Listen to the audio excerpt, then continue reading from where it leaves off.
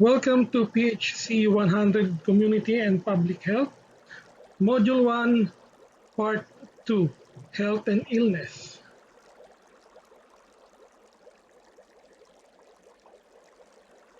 The following are the objectives of this presentation. At the end of this presentation, the student will be able to, number 1, define and differentiate health, well-being, and wellness, list the dimensions of health. Number 3, describe the different models of health. Number 4, explain the levels of preventions. Number 5, define illness and disease. And number 6, discuss the stages of illness. Health is traditionally defined as the presence or absence of disease. And according to Nightingale, health is a state of being well and using every power of the individual processes to the fullest extent. It is also derived from the Old English word heal, which means whole. So health therefore concerns the totality of the person, the wholeness of the person. And according to the WHO, it is a state of complete physical, mental, and social well-being, and not merely an absence of disease or infirmity. So basically, when we talk about health, we talk about the holistic aspect of man. That's why our first topic for the module 1 is the study of man. First, we must understand what man is. We must know the different aspects of man so that we may be able to utilize this knowledge to gain understanding about health, health that pertains to every individual person. And health, as it is said, it pertains to the holistic being of a person. It is a total approach when it comes to the well-being of a person and not merely the absence or presence of illness, disease, or infirmity. When we talk about health, there are 6 dimensions that constitute health as a totality. So the following are the dimensions of health. The first dimension is physical dimension. So from the term itself, physical, it pertains to the genetic makeup, our physical body, also our age, developmental level, race, and sex. So this composes physical dimensions of health. Okay.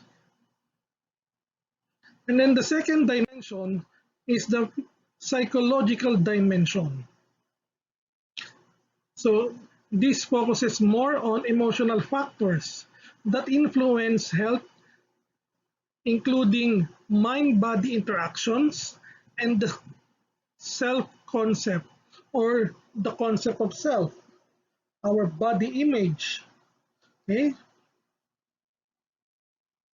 So these mind-body interactions can greatly affect health, either positively or negatively, as well as the concept of self or self-concept is how a person feels about self, otherwise known as the self-esteem, and perceives the physical self, which is the body image, and needs, roles, and abilities. So all of these are psychological factors that influence health.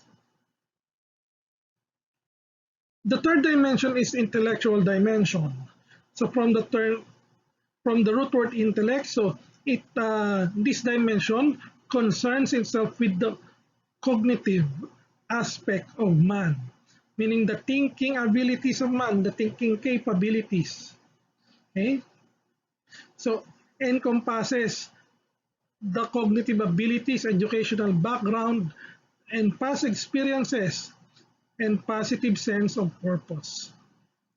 So this influence the client's or the patient response to teaching about health and reactions to healthcare during illness. So intellectual dimension, may kinalaman sa kapasidad ng tao na mag-isip. Okay? At kabilang dito yung kanyang natapos sa pag-aaral at ganoon din yung kanyang mga experiences sa buhay. At lahat ito ay makaka-impluwensya sa kanilang pagtugon, sa kanilang pagtanggap sa pagtuturo natin tungkol sa kalusugan at tungkol sa mga sakit. And the fourth dimension is spiritual dimension. So before we studied the man as a spiritual being, so therefore health also has this spiritual dimension. So this refers to the recognition and the ability to practice moral or religious principles or beliefs, recognition and maintenance of a harmonious relationship with the supreme being. Okay, so in different religions in the world, there are different beliefs, practices, and religious principles. Okay, some of these religions do not allow their members to have blood transfusion, and it affects health as a whole. Okay, so some also have strict dietary commands or dietary principles. Okay, yung mga pinagbabawal, may mga pinagbabawal na pagkain, and therefore their balanced nutrition is greatly affected unless they do take actions that can compensate or they compensate those vitamins, minerals that can be provided by other sources of food.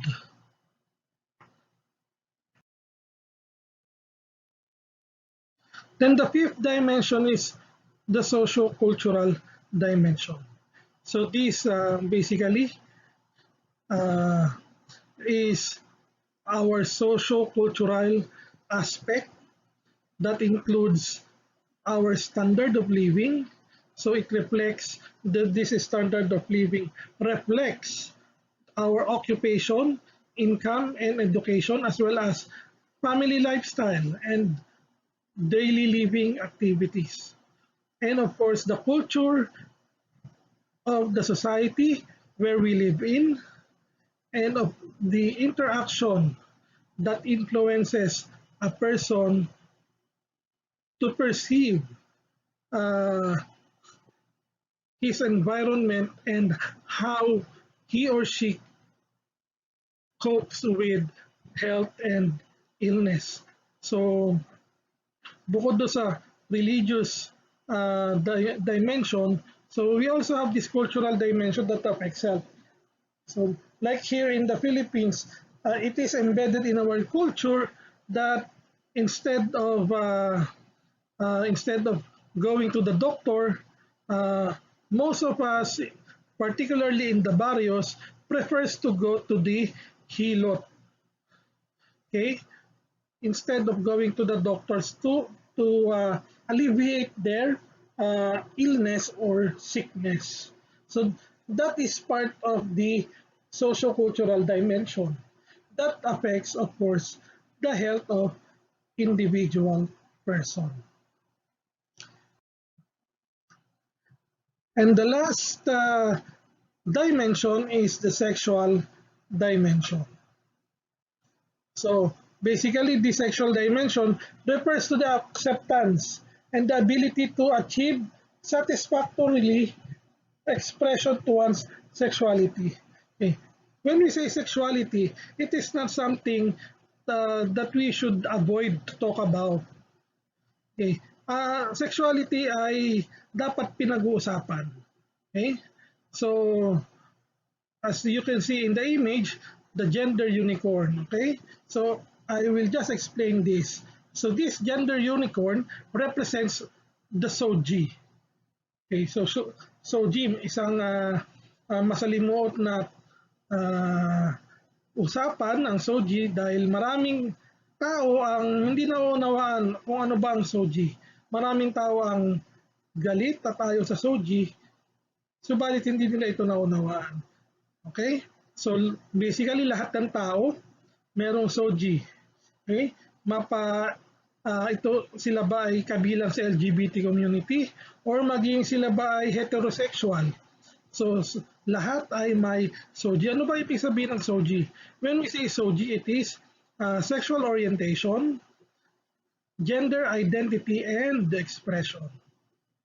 Okay, when we say sexual orientation, so ito yung ating ito yung aspeto ng pagkatao natin kung kanino tayo na-attract physically, emotionally, and sexually. So kung ikaw ay lalaki at na-attract ka sa kapwa mo lalaki, ikaw ay homosexual. Kung ikaw ay lalaki, na-attract ka sa isang babae, ikaw ay heterosexual. Kung ikaw ay lalaki, na-attract ka sa parehas na babae at lalaki, ikaw ay bisexual.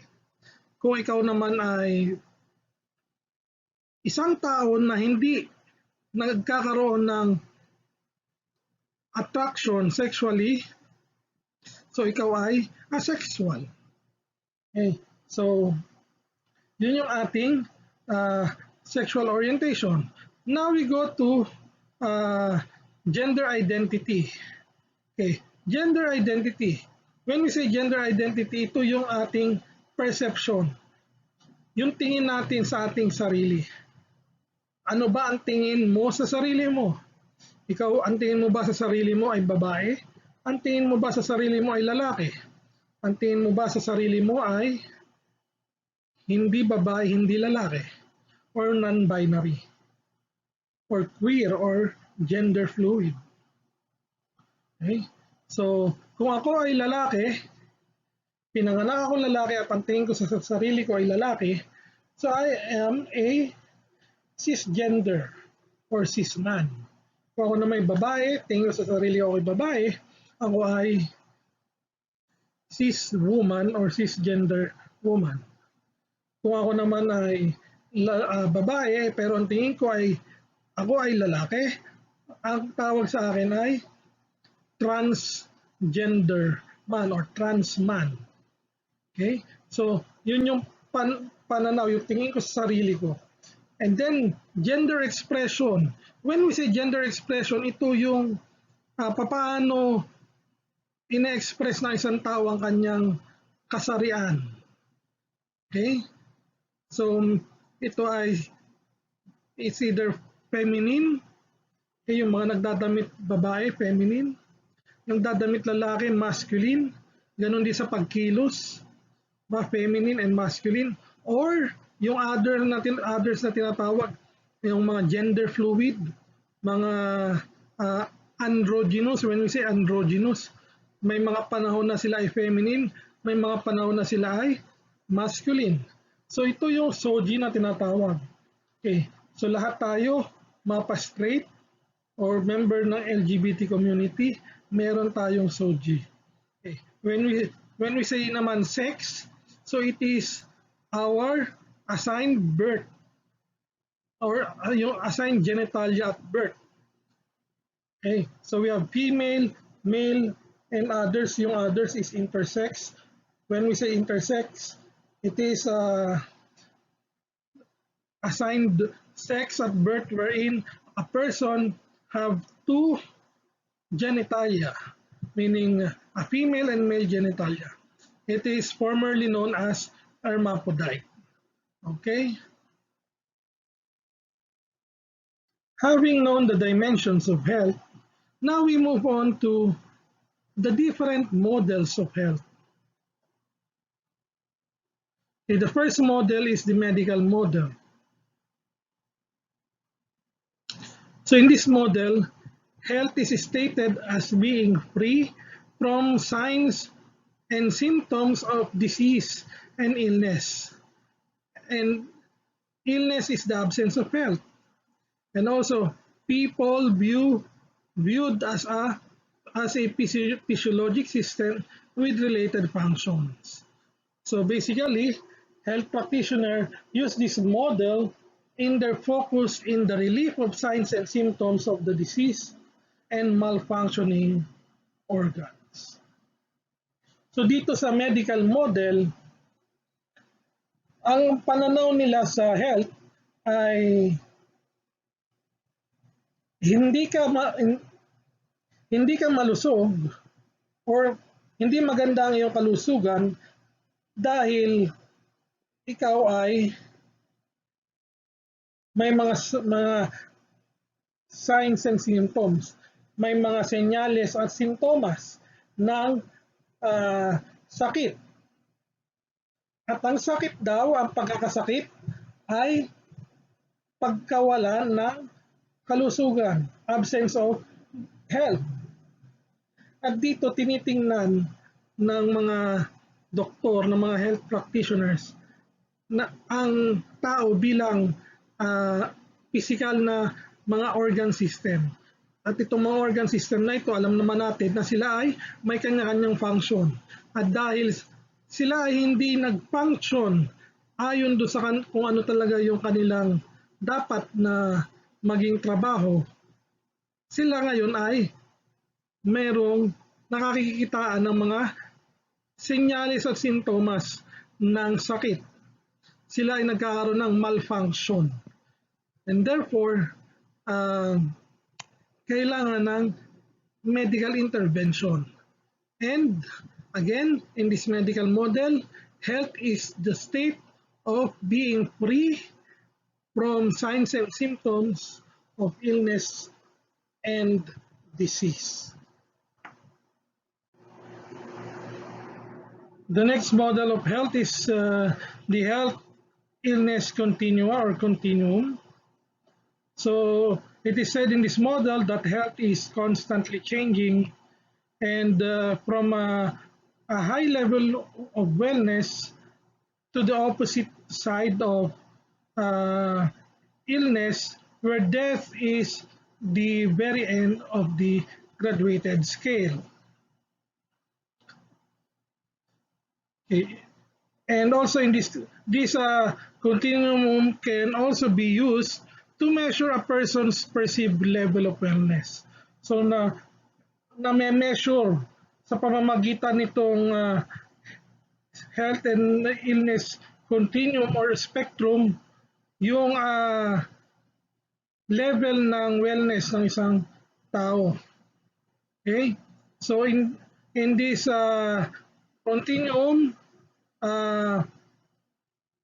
people move back and forth day by day, meaning maaaring ang isang tao today ay magkaroon ng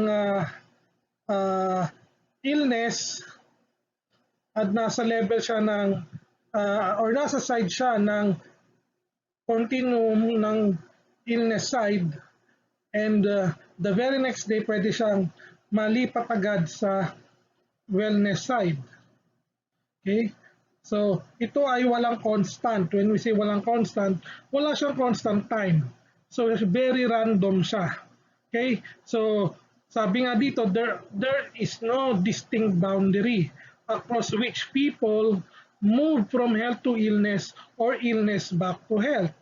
So, wala siyang constant time or wala siyang constant pace na kung saan siya ay magpapabalik-balik from health to illness and illness back to health. Okay, and health and well-being involves continuous adaptation.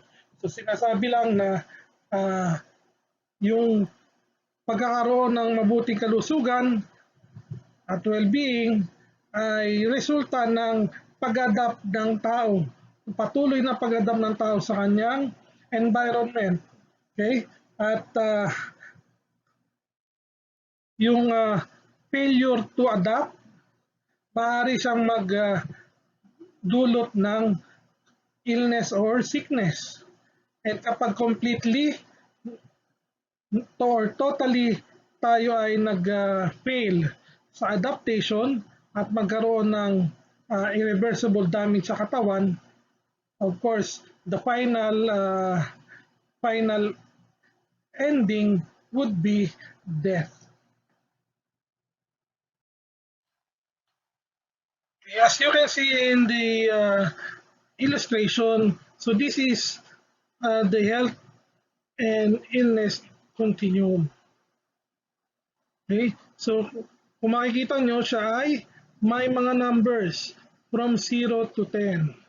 Okay? And bawat isa sa kanila ay may description. Okay? So, from neutral, going to the high level wellness. So, health awareness, good health, optimal health. Then, from neutral to premature death, so we have dysfunction, poor health, disease. Okay?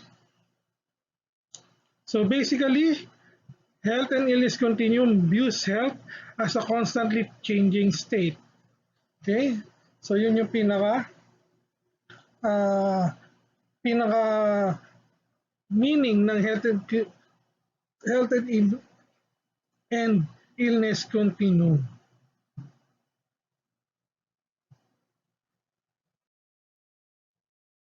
Number 3 is the role performance model, where health is defined as the ability to perform all the roles for which one has been socialized. Okay, so basically dito sinasabi lang that ikaw ay healthy or ang isang tao ay healthy kapag nagagampanan mo kung ano yung iyong tungkulin, kung ano yung iyong trabaho, kung ano yung iyong role sa society. Okay, kaya nga health is defined in terms of the individual's ability to fulfill societal roles. And also people who can fulfill their roles are healthy even they appear clinically ill. Okay? So in this model, sickness is the inability to perform one's work. So, napakadaling intindihin ng role performance model. So, doon pa lang sa role performance, ibig sabihin, kapag hindi mo nagampanan yung iyong role, so, ibig sabihin, ikaw ay may karamdaman, may nararamdamang sakit. Okay. When you are able to fulfill these roles, the task or the work you are supposed to do associated to your societal roles, then you are considered to be healthy, even though you appear to be clinically ill.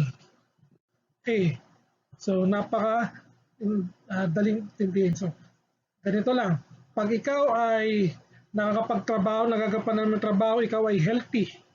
Kapag hindi mo kayang gampanan ng iyong trabaho, ikaw ay may sakit. So very easy. Okay, now we proceed to the next model, which is the agent host environment model or the ecologic model. So, ano namang sinasabi dito? So basically, dito sa model na to, binubuo ito ng tatlong elemento. Okay, so we have the three interactive elements. So we have the agent, the host, and the environment. Okay?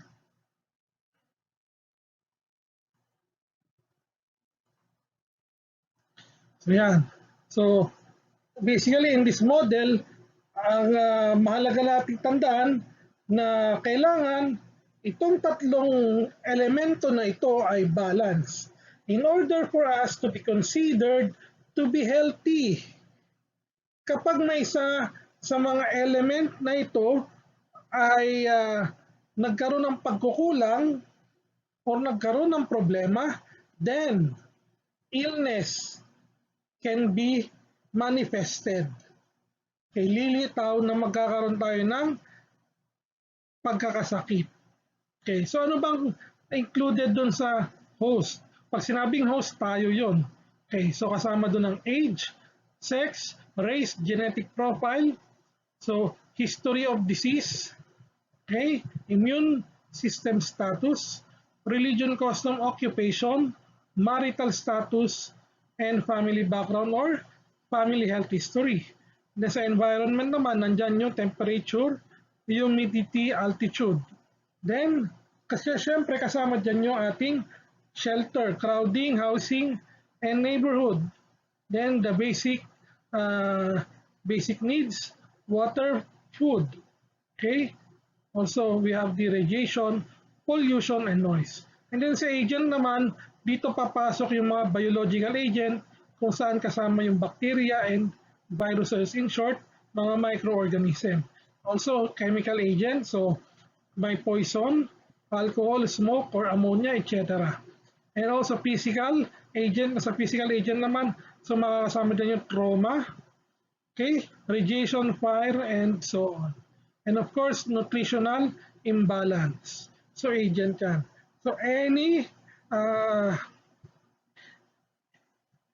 imbalance sa bawat element dito or sa isang element, it will result to illness. So in this model, in the ecologic model or agent host environment model, health is seen when all three elements are in balance. Tandaan na, kapag yung tatlong elemento ay nasa balance, so ibig sabihin nun ay healthy. Kapag naman ang isa, dalawa, or tatlo, or lahat ng elemento ay may imbalance, or may pagkukulang, or may problema, so lalabas na ito ay nasa katayuan ng pagkakaroon ng sakit, na sickness, ng illness. So that is the ecologic model. Now we go to the World Health Organization model. So it states that health is the state of complete physical, mental, and social well-being, and not merely the absence of disease or infirmity. So basically, sinasabi lang ng World Health that health should be seen in a holistic approach. So, kailangan daw ay lahat ng aspeto ng isang tao ay nasa state of well-being. Okay. At kapag ito ay nasa state of well-being, so basically siya ay walang presensya ng disease or infirmity. And therefore, it is what we call health. Pero sabi rin ni WHO, hindi ibig sabihin na walang manifestation ng disease or infirmity or illness or condition ang isang tao ay siya ay healthy na. Kinakailangan nandoon yung complete or state of complete physical, mental, and social well-being. Maaaring walang pinapakitang signs and symptoms ng sakit ang isang tao, ngunit siya ay may nararamdaman. Therefore, siya ay hindi natin makukonsider na healthy. And that is what the World Health Organization is saying to us. Okay? And the sixth model is the needs fulfillment model or the eudaimonistic model which is based on Abraham Maslow's hierarchy of needs. So basically, sinasabi lang dito, dyan sa pagkahaba-haba na yan, na kapag ang isang tao ay natugunan ng kanyang mga pangangailangan or na-satisfy or na-meet yung kanyang needs, then that person will be in the state of well-being or in the state of health. So very easy. Kapag hindi na tugunan or na-met or na-meet yung need, so therefore, that will be considered as illness. Okay. So yun lang yung dito sa needs fulfillment model. Kaya nga, needs fulfillment. When needs are fulfilled, you become satisfied and therefore you become healthy. When needs are not fulfilled, then it will result to potential illness or sickness. Okay? Now we define wellness and well-being. So we differentiate wellness and well-being. So wellness and well-being. So wellness is a state of well-being. So meaning, ang well-being ay bahagi ng wellness. Okay?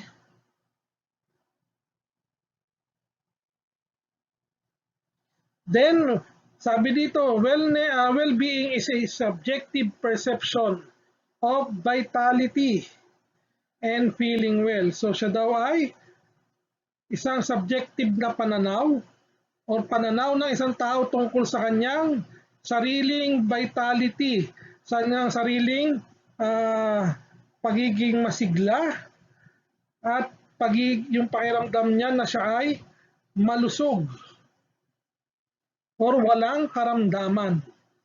So yun yung well-being. Okay, wellness again means engaging in an attitude and behaviors that enhances the quality of life and maximizing personal potential.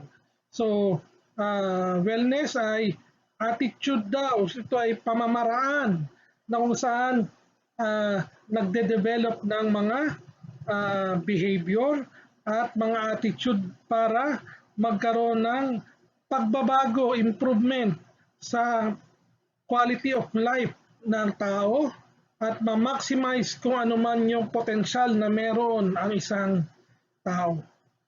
While well-being is a state that can be discussed objectively. So kahit na daw ang well-being ay subjective perception, siya ay pwedeng pag-usapan objectively. Na pwedeng ang ibig sabihin ay dalawang tao pag-uusapan yung well-being ng isang tao sa pamamagitan ng pagtingin ng walang bias. So it occurs in levels and can be plotted in a continuum. Kaya nga yung sa ating model of health na illness and or health and illness continuum. Okay? So we have 7 components of wellness. So like health, meron ding mga aspeto ang wellness. So we have the physical, spiritual, intellectual, occupational, environmental, social, and emotional components of wellness. So meaning ang bawat isa dito ay nag-contribute doon sa perception natin ng pagiging o pagkakaroon ng wellness or yung pagkakaroon natin ng state of well-being. Okay, so ang mga pagkukulang sa 7 components ng wellness na ito ay magdudulot sa atin ng pag-iisip na wala tayo sa state of well-being. And therefore, maaaring tayo ay may illness or may sakit. So sa physical, so nandyan yung ating functions, bodily functions. Katulad dito sa dimension of health kanina, so mga hereditary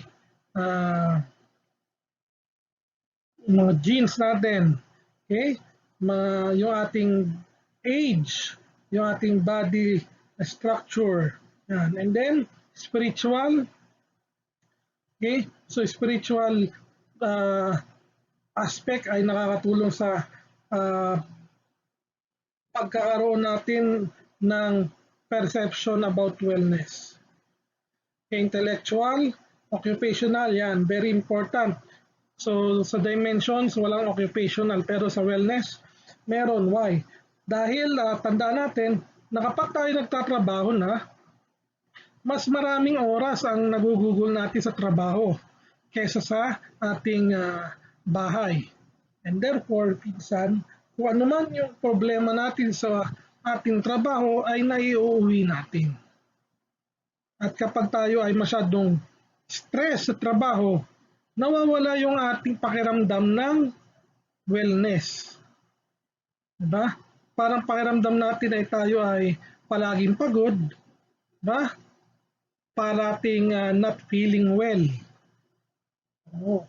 Then, syempre, environmental, kung ano man yung kailangan ng ating ginagalawan ay nakakabuti sa ating well-being. Syempre, kung mainit ba ang iyong kapaligiran, makakapag-concentrate ka ba sa iyong gawain? At masasabi mo ba sa sarili mo na ikaw ay nasa state of well-being? Syempre hindi, lalo na kung ikaw ay pinagpapawisan masyado at madaling mapagod dahil sa sobrang init. Okay, ganun din yung sa social. Sa social naman, nakakaapekto sa atin yung kung ano yung sasabihin ng iba. Okay? Sa ating mga Pilipino, it is very strong na mas pinapansin natin o binibigyan natin ng halaga kung ano yung sasabihin ng iba. Okay? At the same time, yung social component ng wellness is related sa occupation. Kung tayo ay workaholic, wala tayong social life, therefore, nakaka-apekto ito or malaking bagay ang epekto nito sa ating wellness. And syempre, ang isa sa pinakamabigat when it comes to the components of wellness is the emotional component. So dito sa emotional component na to, kasi timbang siya ng physical component. Diba? Maaring physically, wala kang nararamdaman, pero emotionally, you are drained na pala. Okay, parang nagsasawa ka na paulit-ulit na lang ang iyong ginagawa araw-araw. And therefore, you cannot consider yourself as well or in the state of well-being. Okay, so these are the 7 components of wellness. Then we define health status. So basically, health status, it is the state of health of an individual in a given time. So napakadaling intindihin, ano? Ito daw ay kalagayan ng kalusugan ng isang tao sa isang particular na oras. Okay, that is health status. Okay, so it can also describe, or it can also be described such specific as pulse rate or temperature. Then health beliefs, mga paniniwalang pangkalusugan sa Tagalog. So ito ay mga concepts ng kalusugan na pinaniniwalaan ng isang tao na totoo. Pero, may pero, di ba? Pero, ang mga paniniwalang ito ay maaari or Ito ay mga maaaring may katotohanan or hindi makatotohanan or hindi siya totoo or ito ay maaaring totoo. At karamihan sa mga ito ay naiimpluwensyahan ng ating kultura. Okay, so ano yung mga example ng health beliefs? Example, so yung mga babae, kapag may menstrual period, di ba sinasabihan na bawal maligo.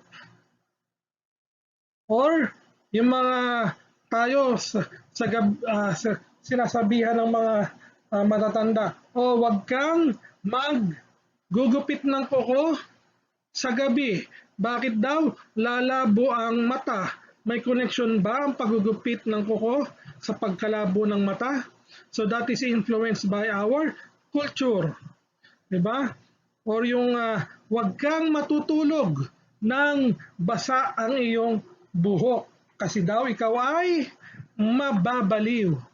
So yan yung mga health beliefs. Maaring totoo, maaring hindi totoo.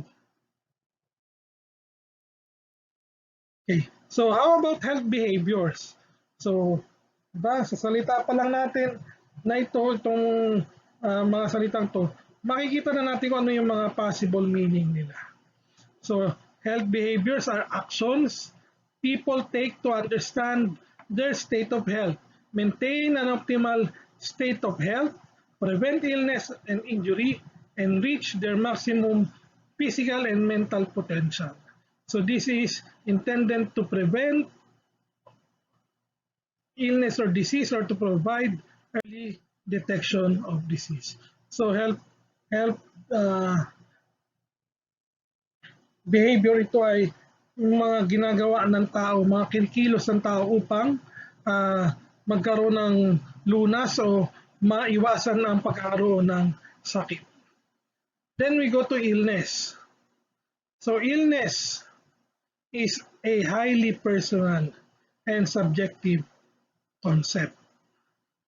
It is a state in which a person's physical, emotional, intellectual, social developmental and spiritual functioning is thought to be diminished. So, pag sinabi daw illness, siya ay personal and subjective. Ibig sabihin, ito ay pananaw ng pasyente, ng taong nakakaramdam. Okay. So, ito ay maaaring dulot na pagkakaroon ng abnormality sa function ng iba't ibang aspeto sa ating kalusugan. So maaaring physical aspect, emotional aspect, intellectual aspect, socio-cultural aspect, developmental aspect, or spiritual aspect. So illness. So illness is not equivalent to disease. Why? Because disease is described as an alteration in the body function. So, body function, so meaning may problema sa puso, it is a disease. May problema sa function ng paggalaw ng bituka, therefore nagkakaroon ng pagtatae. So, it is a disease. It is not an illness, but it is a disease. Okay? So, ito ay again described as an alteration in body function resulting in a reduction of capacity or shortening of the normal lifespan. So pag illness, ito ay subjective, ito ay personal. Okay? Pag disease, ito ay may kinalaman sa mga bodily function at ito ay magkakaroon ng alteration sa mga function ng bawat organs natin. Okay? So na maaaring magdulot ng pag-ikli ng ating buhay. Okay? So ilang example dito yung mga sakit sa bato, sa baga. Okay? So yan. While do sa illness, it can be a state of mind. Okay, so pakiramdam lang ng isang tao like fatigue, nausea, yan, pwede yan sa illness. So, we have three distinct criteria to determine illness. So, number one, the presence of symptoms. Number two, perception of how they feel. Number three, ability to carry out daily or activities of daily life. So, okay, number one, presence of symptoms. When we say symptoms, it is subjective. Diba? Hindi siya measurable. Ang nakakaramdam lang nito ay yung pasyente. Hindi ito nakikita o nasusukat ng mga healthcare professionals. Okay? Then perception of how they feel. Again, perception. When we say perception, it is subjective, pananaw ng kung ano ang kanilang nararamdaman. Okay, ito naman yung pananaw natin kung ano ang kanilang nararamdaman. And then, ability to carry out the activities of daily life. Diba kung siya ay nakakapagpatuloy pa rin sa nagagawa yung kanyang activities of daily life, therefore, it is only illness and not disease.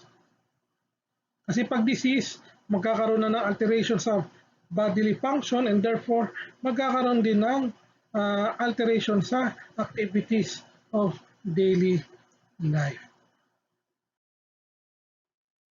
Then we proceed to the levels of prevention. Okay. We have three levels of prevention and we start with the primary level. So the focus of the primary level is or are individuals that have no health problems yet. Okay, so the concerns of the primary prevention is number one, maintaining health, number two, improving health, and number three, meeting basic needs. So lahat yan ay may kinalaman sa prevention of disease or delay occurrence of a specific illness. Okay? And then, second naman, secondary level ay ang focus ay mga tao or individual na nakakaranas ng mga health problems, either illness, either disease, condition, disorder, etc.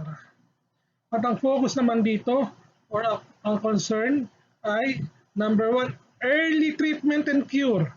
Okay? So early treatment and cure, ibig sabihin dapat mahalaga ang na maagang makapag undergo ng treatment and therefore magkakaroon ng maagang kalutasan ang pagkakasakit.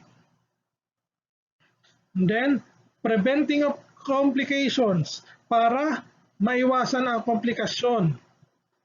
Okay, kung mayroon early treatment at early cure, maiiwasan kung anumang komplikasyon ang maaaring mangyari. And promoting early detection and cure. So, of course, promoting early detection or early diagnosis. Okay, kung maaga siyang na-diagnose, maaga siyang na-detect, maaga siyang mabibigyan ng treatment and cure at maiiwasan ang mga komplikasyon. So example dito yung self-test self-breast test para sa mga female at yung self naman na scrotal test for male. So diyan kinakapa na kung may bukol ba or cyst sa breast or sa scrotum. Okay? So now we proceed to the tertiary level. So the focus are individuals with short or long-term disabilities and with the reduced functioning resulting from illness. Okay? So ang kanyang concern dito, to overcome problems related to limited functioning. Okay. And preventing complications, further disability, and reduced functioning. Okay. So para ito sa mga tao na merong short or long-term disabilities, as well as reduced functioning of processes in the body. Okay? So kaya nga ang concern nila dito ay ma-overcome kung ano man yung mga problema related to that limited function. Okay? Maiwasan, again, maiwasan ang komplikasyon, maiwasan lumala ang disability, at maiwasan din na patuloy na bumaba ang mga bodily function. So yan yung tertiary level of prevention. So ito yung ating summary sa mga concern ng levels of prevention. And of course, their examples.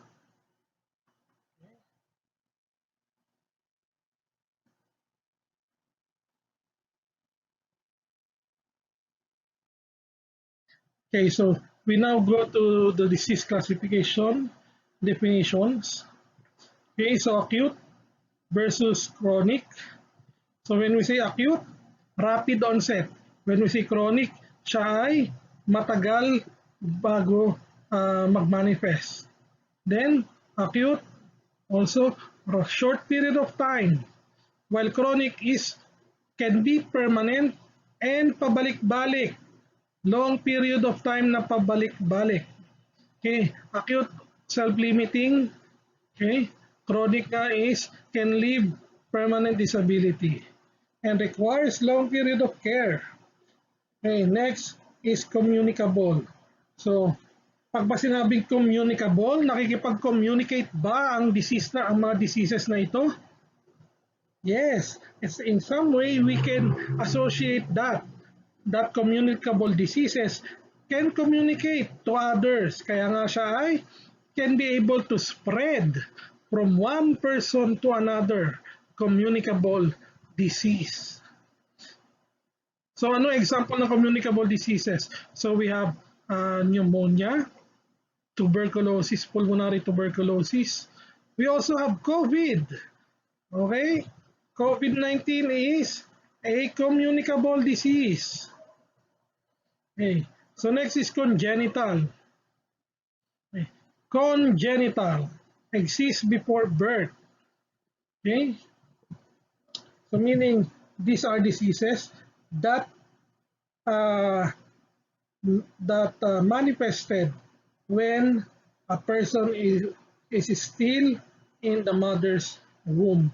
Kaya nga sa ating mga rad tech, sa ating ultrasound procedures, meron tayong tinatawag na congenital anomaly scan. And these congenital anomaly scans are normally done 25 weeks to 28 weeks.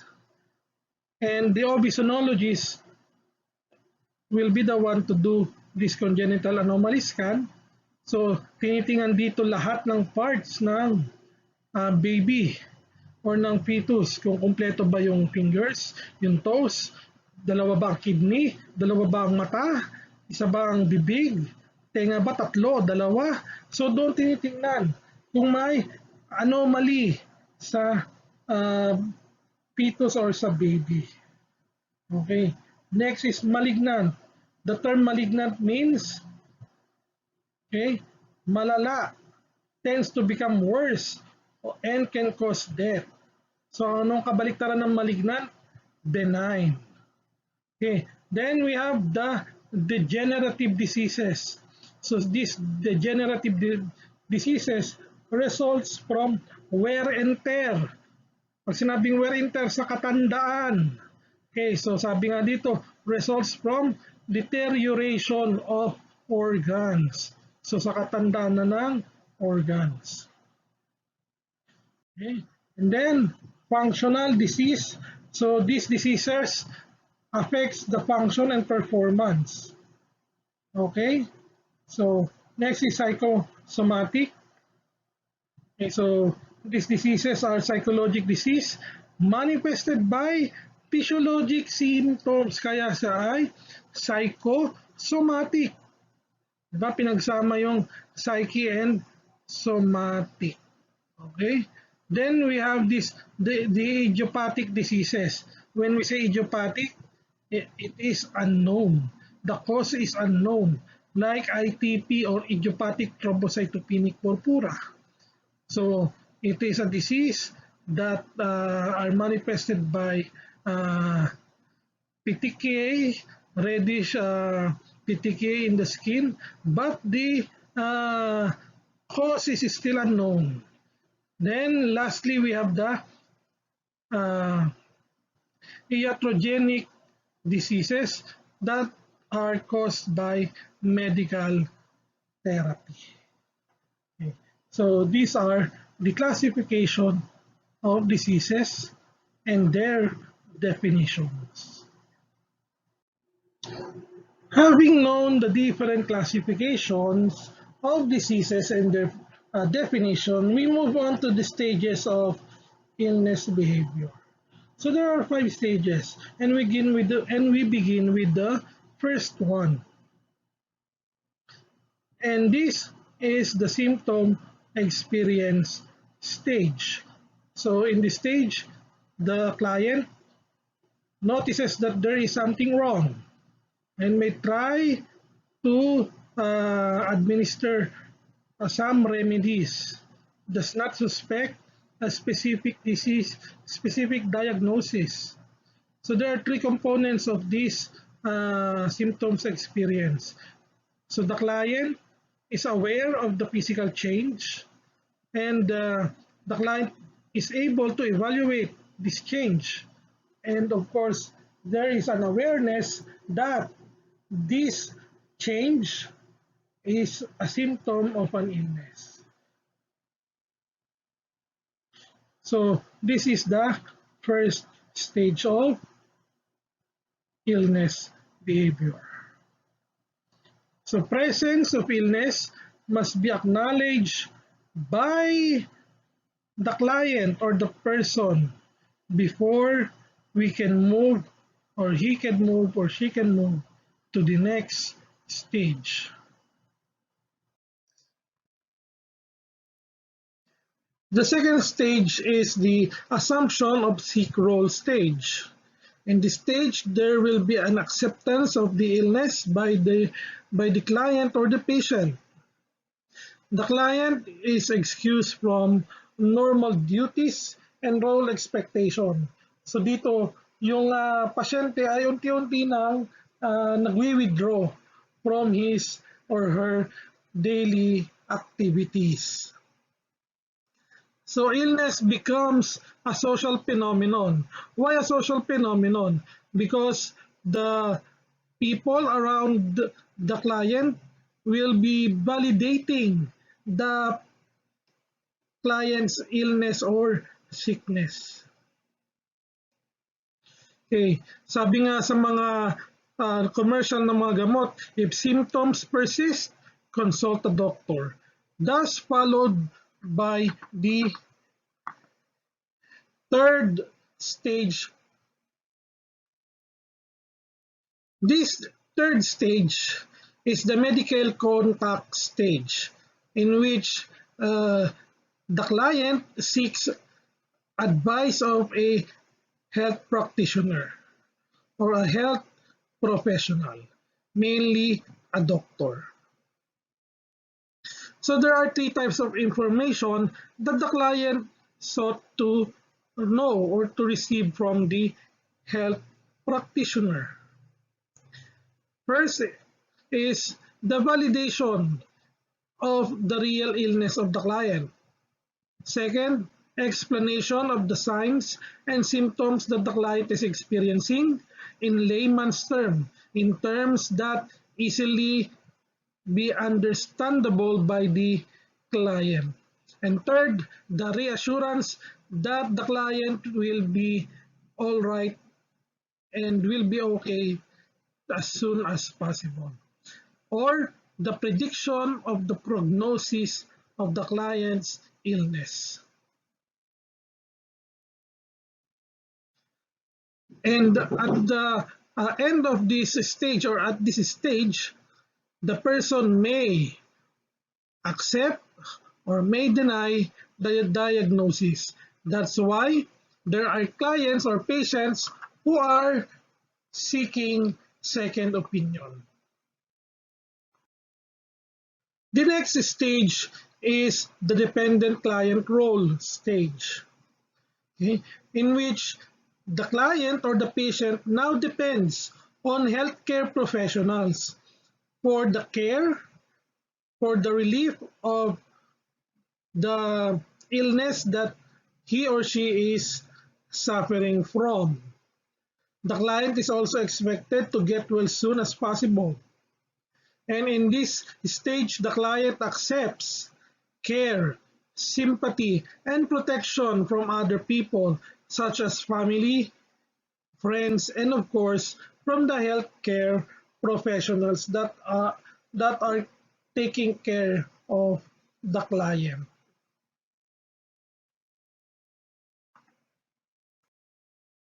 And the last stage is the recovery or rehabilitation stage. In this stage, the client is now relinquishing the dependent role and resumes his or her former role and responsibilities as a healthy individual. So ideally, the client resumes the optimal level of functioning. So the return of the client to his work, to his role, societal roles, and other responsibilities. But we must take note that not all clients go through each of the 5 stages. Not all clients move at the same rate, meaning hindi lahat ng mga pasyente ay mabilis na dumadaan sa mga stages na to. Yung iba ay mabagal, yung iba naman ay katamtaman ang bilis. Yung iba hindi talaga dumadaan sa lahat ng stages na ito. At not all clients behave in the same manner. Kaya nga kanina, example natin, there are clients that sought or that are who wants to have second opinions. Okay? So that ends our lecture for today. So thank you for listening and good day. To infinity, and don't forget to subscribe to my YouTube channel. Again, thank you.